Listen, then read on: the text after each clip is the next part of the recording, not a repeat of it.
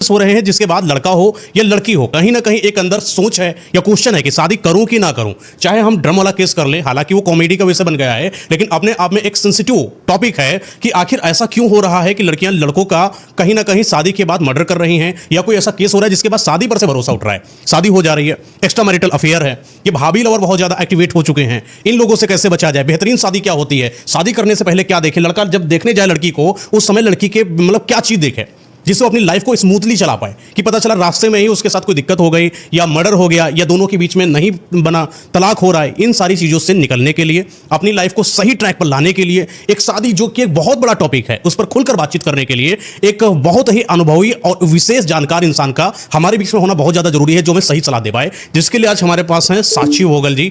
बेहतरीन तरीके से लोगों को समझाती हैं, नई राह पर लेकर आती हैं। आपको बता दें कि ये पर्सनल कोच भी मतलब लेती हैं, किसी इंसान को कोई प्रॉब्लम होती है उनके वहां पर जाती हैं और उनको पर्सनल समझाती हैं, गाइड करती हैं, अच्छा खासा चार्ज लेती हैं, छोटा मोटा 5-10 हज़ार चार्ज नहीं, लाखों में चार्ज लेती हैं एक काउंसलिंग की। आप सोच कर देखिए कि जो इंसान लाखों चार्ज लेता हो वो यहां पर आके आपको कुछ फ्री में बता दे और आप 1 घंटा या 40 मिनट 50 मिनट बैठ कर सुन ले जाओ, अपनी लाइफ को अच्छा बना ले जाओ, इससे बेहतर आपके पास क्या हो सकता है? कैसी मैम आप? मैं बिल्कुल अच्छी हूँ। थैंक यू सो मच कि आपने यहाँ पे दोबारा बुलाया और बहुत अच्छा लगता है आपसे मिलके हर बार। तो ये जो आजकल का में चल रहा है, शादी नहीं करेंगे, सिंगल रहेंगे, क्योंकि स्थिति ऐसी नहीं है कि शादी नहीं करेंगे, हर कोई शादी करना चाहता है। गृहस्थी सबकी बनना चाहिए। गृहस्थ जीवन हमारे हिंदू धर्म में भी देखने को मिलता है, चाहे मुस्लिम में भी देखने को मिलता है, ईसाई धर्म कोई भी हो, लेकिन गृहस्थ हर एक इंसान को होना पड़ता ही है, सामाजिक प्रतिष्ठा के हिसाब से देखा जाए। लेकिन समाज के कुकर्मों को देखते हुए कहीं ना कहीं एक लड़का समाज हो वो तो डर ही रहा है, लड़कियां भी कहीं ना कहीं डर रही हैं। क्यों डर इतना क्यों है शादी पर? डर इतना इसलिए क्योंकि शादी तो ठीक है लोग कर लेते हैं, लेकिन उसके बाद जो मेंटल टॉर्चर झेलना पड़ता है, सिर्फ मतलब पार्टनर्स को ही नहीं बल्कि उनके फैमिली मेंबर्स को भी। इसके अलावा आजकल जो एलुमनी का जो सीन चल रहा है, जो ज़बरदस्ती एलुमनी को ऐटने के चक्कर में जो लड़कियां शादी कर रही हैं, वो वाली चीज़ें। फिर आजकल जो हम चीज़ें देख रहे हैं कि भाई लड़कियां शादी कर रही हैं बाद में मर्डर कर रही हैं लड़कों का, तो ये सारी की सारी चीज़ें। फिर या फिर निभ नहीं पा रही है, या लोग आजकल इतने ज़्यादा इंडिपेंडेंट हो चुके हैं, अपने आप में एकदम वो होता है ना पूर्ण तरीके से परिपूर्ण हो चुके हैं, परिपूर्ण हो चुके हैं कि अब हमें किसी और इंसान की ज़रूरत नहीं है। अब लगता है हम लोग 100% सेल्फ सेटिस्फाइड है, we don't need anyone to live our life. तो इस तरह की जो माइंडसेट अगर है आपका, तो इसका मतलब लोगों में एक्चुअली में ये सारी चीज़ बहुत ज़्यादा बढ़ती जा रही है, इसकी वजह से शादी नहीं कर रहे हैं लोग। सही बात है। एक अवेयरनेस होना बहुत ज़्यादा जरूरी है, क्योंकि एक शादी बहुत बड़ा पार्ट है। ये टोटली ये कोई ब्रेकअप पैचअप या रिलेशनशिप में प्रपोज जैसा नहीं है। ये समझ लीजिए कि अपना अर्धांगिनी बनाना है किसी को, अपना एक पति बनाना किसी को। हाँ। यानी कि जब हम किसी इंसान के साथ इस जीवन रेखा को लिखने जा रहे हो, उसके पहले हमारे पास समझदारी बेहतरीन होनी चाहिए कि हम कौन हैं। पहले तो हमें खुद को पहचानना चाहिए, सामने वाला पार्टनर कौन है उसको पहचानना चाहिए, डिफ्रेंशिएट करना चाहिए अपने और उसके बीच में। एक वातावरण कैसा होना चाहिए, गृहस्थ और उसके गृहस्थ और अपने में, हर एक चीज में कॉम्बिनेशन होना चाहिए मैम, जिसके लिए अवेयरनेस कहीं ना कहीं नीड की जरूरत है। जैसा कि आप देख पा रहे हैं, लगातार कोई ना कोई ऐसा केस हो रहा है। अपना ड्रम वाला केस देखा, सोनम वाला केस देखा। हाँ, मेरे खुद के पास पर्सनल बहुत सारे क्लाइंट्स आते हैं ऐसे, जो कि इस टाइप की सिचुएशंस के अंदर गुजर रहे हैं, डाइवोर्स की सिचुएशन पे खड़े हैं, या शादी बिल्कुल ही नहीं चल रही है, अंधा खर्चा कर दिया शादी के अंदर, अब उसके बाद हस्बैंड वाइफ के बीच में बन नहीं रही है, चल नहीं पा रही है। तो ये सारे के सारे जो केसेस हैं बहुत ज़्यादा प्रिवलेंट है इस टाइम। शादी कर रहे तो एक्स्ट्रा मैरिटल अफेयर, हाँ शादी कर रहे तो आप एक्स्ट्रा मैरिटल के अंदर हो, या फिर आप ओपन मैरिज में हो कि भाई लड़की कहीं और मुंह मार रही है, आप कहीं और मुंह मार रहे हो, कहीं ना कहीं आप सुगर मॉमी या सुगर डैडी बन रहे हो। हाँ, इन पर भी बहुत ज़्यादा आजकल ओपन हो चुका है। बिल्कुल। और साथ ही साथ में एक कुकम्बरिंग कुछ होता है, पता नहीं क्या एक शब्द है, जहाँ पर आजकल के लोग जो है खुद इस चीज़ के लिए ओपनली एक्सेप्टेंस पर मोड पर आ चुके हैं कि एक पार्टनर किसी दूसरे पार्टनर के साथ और दूसरे का पार्टनर किसी इनके साथ, मतलब सफल करना, पार्टनर सफलिंग, कपल सफलिंग, ये जो चल रहा है टर्म स्वैपिंग जो भी है, ये इतनी गंदगी इसको कहा जा सकता है, या सही समझ का ना होना, ये क्या है, क्या ये क्यों कर रहा है लोग इंसान? लोग ये सारी की सारी चीजें इसलिए कर रहे हैं क्योंकि एक तो उनके अंदर वैल्यूज खत्म हो गए हैं, values towards married life, values towards partner, values towards humanity, ये सारी की सारी चीज़ें उनके अंदर वैल्यूज़ खत्म हो गए हैं। इसी कारण की वजह से वो ये सारी की सारी चीज़ें कर रहे हैं। प्यार नहीं है, हमें अपने पार्टनर से प्यार नहीं है, फिर वो एक के साथ अफेयर में रहे या 10 के साथ अफेयर में रहे, हमें क्या फ़र्क पड़ रहा है यार, तू जी कलेश नहीं मच रहा, कोई दिक्कत नहीं है, हम अपने में खुश हैं, तू अपने में खुश है। इस टाइप की शादियाँ आजकल चल रही हैं। तो ये शादी क्या शादी है, मतलब सिर्फ आप एक सोशल स्टेटस के लिए एक दूसरे के साथ रह रहे हो, वही सारी की सारी चीज़ें शो होती हैं। फिर तो एक इंसान कार लेने जाता है, 4x4 है कि 4x2 है, फीचर है कि नहीं, सनरूफ मिलेगा कि नहीं, हेडलाइट का पोस्टर क्या है, कटिंग बेहतरीन, बहुत कुछ देखता है, मोबाइल लेने जा रहा है, लैपटॉप लेने जा रहा है। पार्टनर में ऐसी गड़बड़ क्या कर रहा है कि उसको वो पार्टनर दूसरा वाला मृत्यु के घाट उतार रहा है? गलती कहाँ पर आ रही है? आप ये चीज़ देखो, आप नॉन लिविंग थिंग लेने जा रहे हो, आप प्रोडक्ट लेने जा रहे हो, वो बेजुबान चीज़ है। आप गाड़ी लेने जा रहे हो, फर्नीचर लेने जा रहे हो, घर लेने जा रहे हो, उसके फीचर्स का आपको पता होता है ना। आप इंसान देखने जा रहे हो, सामने वाला मैनिपुलेटिव होगा। आप ये चीज़ समझो, शुरू की मीटिंग्स में अधिकतर तो ये बात तक भी ऐसा चलता है, लोग जनरली अपनी बुराइयां नहीं बताते हैं, अपने आपको बहुत अच्छा ही प्रेजेंट करते हैं। उनकी असलियत तो तब दिखने लगती है जब आप उनके साथ वक्त गुजारना चालू करते हो।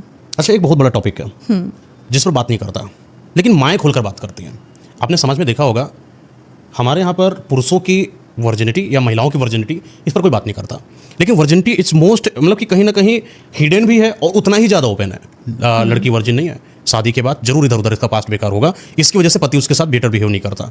ठीक है, ये वर्जिनिटी, ये सेक्सुअल चीज़ों के बारे में अंडरस्टैंडिंग ना होना, एंड फिर कुछ चीज़ें आती हैं जो परफॉर्मेंस एंड बहुत कुछ चीज़ों पर आ जाता है, क्योंकि कहीं ना कहीं उनकी फिजिकल जो डिजायर होती हैं वो फुलफिल नहीं हो पाती हैं। देन वो अपने पार्टनर से ना सेटिस्फाइड होकर एक्स्ट्रा मैरिटल अफेयर बनाती हैं, बनाता है कहीं ना कहीं। लेकिन जब हम कोई एक लड़की देखने जाते हैं या कोई लड़की वाला लड़का देखने आता है, लड़की वाला लड़का देखने आया, क्या देखा? हाँ भैया, लड़के का परिवार अच्छा है, घर अच्छा है, गाड़ी अच्छा है, कमाता अच्छा है। लड़की देखने गए, लड़की खूबसूरत दिख रही है, हाँ कद काठी ठीक है, खाना बना लेती हो कि नहीं मैडम, ये बात करते हैं। क्या कभी इस पर खुलकर चर्चा नहीं होनी चाहिए कि सेक्सुअलिटी कैसी है? उस पर खुलकर बात क्यों नहीं हो रही, जबकि समाज में सबसे ज़्यादा खुलकर बात होती? माएँ 9 महीना नहीं बीतता, 10 महीना नहीं बीतता, 11 बेटिया कुछ है क्या? सबसे ज़्यादा सेक्स पर बात किया है तो दादियों ने बात किया है, खुलकर अगर अपनी ही लड़की से बातचीत करा है तो माँ ने बात किया है। जो माँ हमेशा समाज से बचाती है एक लड़की को अदर लड़कों से, वो 11वें महीने के बाद पूछती, बिटिया कुछ हो ही नहीं रहा का, कुछ बताओ क्या समस्या, कोई बात हो तो हॉस्पिटल लेकर चले। यानी खुलकर बात हो रही है लेकिन हिडन में हो रही है, तो क्यों ना ओपन बात करता? देखो, बहुत बड़ी चीज़ है वर्जिनिटी। आज की एक पर्टिकुलर टाइम पीरियड था, तो आज के हम पुराने ज़माने की बात करें तो उस टाइम पे एक सिनेरियो था कि हमें कम से कम 70 से 80% औरतें, है ना, वर्जिन मिल जाती थी, या 70 से 80% आदमी हमें वर्जिन मिल जाते थे। लेकिन आज अगर हम लोग वो सिनेरियो देखें तो शायद वो रेशियो 1% ही है। ये एक सर्वे के अंदर भी ये चीज़ देखिए, hardly 1% of the people are virgin till now, है ना। आप इस चीज़ की कोई गारंटी नहीं है कि आप जिससे शादी करें आपको वो पार्टनर वर्जिन ही मिले। और नॉर्मल सी चीज़, अगर मैं आपसे बोलूँ कि आप मैं शादी करो और अपने लिए एक वर्जिन लड़की ढूंढना, है ना, तो आई थिंक आप कुंवारे रह जाओगे। या अगर आप मुझसे ये चीज़ बोलो कि साक्षी आप शादी करो और कोई वर्जिन लड़का देखना, तो मैं कुंवारी रह जाऊँगी, है ना। तो वर्जिनिटी के बेसिस पे हमें किसी को कभी भी जज नहीं करना चाहिए, पहला एस्पेक्ट। अब दूसरी बात आती बॉडी काउंट, है ना। बॉडी काउंट के बेसिस पे भी जज करना सामने वाले को गलत है, राइट। मतलब आप ये चीज़ सोचो कि ठीक है, हो सकता है उसका कोई बैड पास्ट रहा हो सकता है शायद सामने वाला जेन्युइनली किसी को एक्सेप्ट करता हो, प्यार करता हो, और सामने वाले ने चीट किया हो, और उस सिचुएशन के अंदर उसने इस तरह की चीज़ें करी। उसका तो इंटेंशन था कि आगे तक शादी भी होगी, रिलेशनशिप पे आगे जाएगा, बट वो रिलेशनशिप के अंदर सामने वाला डिसलॉयल हो गया। अब इसमें उस पर्सन की तो गलती नहीं है ना, सही बात है। उसने तो अपने आप को पूरा सौंपा था, है ना। तो एक पर्सन की इंसानियत, वो पर्सन का कैरेक्टर, उस पर्सन की लॉयल्टी, डिवोशन, ये सारी की सारी चीज़ें वर्जिनिटी से 1% भी गवर्न नहीं होनी चाहिए। वर्जिनिटी को एक नॉर्मल मेडिकल कंसेप्ट की तरह ही समझा जाए, वो होता है, ठीक है ना, और वो चीज़ खत्म हो जाती है। इट डजंट मीन कि अगर किसी ने किया है that person is a characterless person. हम उसको बिल्कुल भी कैरेक्टर सर्टिफिकेट हम वर्जिनिटी के बेसिस पे तो बिल्कुल भी नहीं दे सकते हैं। एक केस होता है कि लव मैरिज करें कि अरेंज मैरिज करें, बड़ा एक डिप्लोमेटिक या बहुत कंट्रोवर्शियल क्वेश्चन है। लेकिन फिर भी जब अरेंज की बात करी जाती है तो जब किसी लड़के को समाज से बेहतरीन लड़की नहीं मिलती है, वो माँ बाप के भरोसे आई हुई लड़की पर फिदा हो जाता है। हाँ, कहीं ना कहीं अरेंज मैरिज सबसे बेटर ऑप्शन रहा लड़कों के लिए कि कुछ नहीं मिला तो बाप तो दिलाएगा ही, बाप दिलाएगा गाड़ी, बाप दिलाएगा लड़की, सिंपल सी बात है। लड़की आती है उसके कमरे में, सबसे गंदा मुझे कॉन्सेप्ट लगता है फर्स्ट नाइट, सुहागरात। किसी एक इंसान की लड़की को आप घर के अंदर लेकर आते हो, उसके बाप की परमिशन से, माँ की परमिशन से, और अपने घर में वो सब कर्म करते हो जिसके लिए कभी निषेध करा गया था उसके माँ और बाप के द्वारा। और आपके अंदर इच्छाओं की जो प्रवृत्ति इस तरीके की है कि मेरठ में केस हुआ, एक अमृतसर में केस हुआ, एक इधर सूरत की तरफ भी एक केस हुआ था, सेम केस। फर्स्ट पीरियड पर आए हुए ब्लड को देखकर वो इंसान सोच रहा है कि इसने कुछ गलत किया हुआ है या वो मेरे साथ नहीं रहना चाहती है, पीरियड्स की वजह से मारा गया उनको, या वो फर्स्ट में जब कुछ भी इंटरकोर्स वगैरह किया, ब्लीडिंग नहीं हुई, उस पर मारा गया, मारा नहीं गया, मार डाला गया, लड़कियों को मार डाला गया, या उन्होंने इतनी सारी पॉर्न साइट्स को विजिट कर लिया है कि उनको लगता है कि सच की लाइफ पॉर्न पर ही है, और वो जाकर अपनी फीमेल पार्टनर जिसको शादी करके जीवन साथी बनाकर लेकर आए हैं घर में, वो परफॉर्म करते हैं, वो महिलाओं को बदतर तरीके से मारा गया समाज में। ये सोचिए कि आप किसी को डंडा मार दो, एक बार सह लेता है, पर आप रोज़ डंडा मारो, वो भी वहाँ पर जहाँ पर जरूरत ही नहीं है। तो ये अवेयरनेस नहीं थी समाज के अंदर। लोगों की मानसिकता दिखती है ना इस वजह से कि आपने एक वर्जिनिटी के पॉइंट ऑफ व्यू से सामने वाले को जज कर लिया। आपके लिए इतनी क्या मैटर करती है? आप एक चीज़ सोचो कि सपोज करो आपके सामने 2 लड़कियां हैं, एक लड़की वर्जिन है ना, वो लड़की, आप वर्जिन लड़की ले आए लेकिन वो बदतमीज़ है, उस लड़की को घर ढंग से संभालना नहीं आता, रोज़ आपसे कलेश करती है, उसको आपकी लाइफ ना सेटल करनी आती, ना उसको खुद की लाइफ सेट, घर का कोई काम नहीं करती, ना वो वर्किंग है, हमेशा आप पे शक करती रहती है और कैरेक्टर लेस है, सारी की सारी चीज़ें, ठीक है।